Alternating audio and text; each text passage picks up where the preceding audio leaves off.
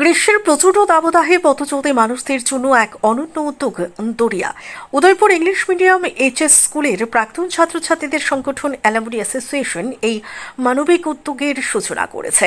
রবিবার মহতী প্রচেষ্টার সাক্ষী থাকল উদয়পুর। উপস্থিত ছিলেন রাজ্যের অর্থমন্ত্রী প্রণজিৎ সিংহ রায়, বিধায়ক জিতেন্দ্র মজুমদার, পুরপিতা শীতচন্দ্র মজুমদার সহ একাধিক বিশিষ্টজন।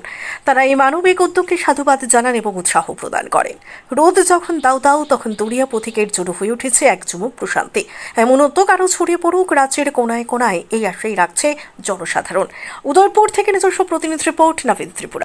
কাজে লাগা, সমাজ সেবার কাজে লাগা, যে কোনো উদ্যোগ, যে কোনো সংস্থা, যে কোনো প্রতিষ্ঠান থেকে আসুক না কেন, এটা অবশ্যই ভালো কাজ, সমর্থনযোগ্য, সমর্থন করা উচিত এবং সর্বক্ষেত্রে সকলে একটা সমর্থন থাকে, এদেরকে উৎসাহ দেওয়া একটা কর্তব্য মনে করি।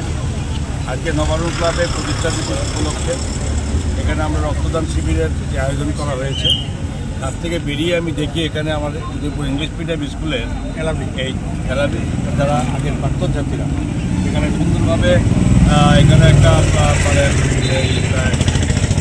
যেখানে পানীয় জল সরবরাহ করা, ফল বিতরণ করা, এই কাজে অংশগ্রহণ করেছে। স্বাভাবিক কথা, আমি দূর থেকে দেখে জিজ্ঞেস করার পরে এদের সঙ্গে এলাম, ওদের থেকে পানীয় জল নিলাম, ফল খেলাম এবং ধন্যবাদ দিলাম, যাতে ভবিষ্যতে আরও ভালো কাজের সঙ্গে সমাজসেবা যুক্ত থাকে, এটা দরকার।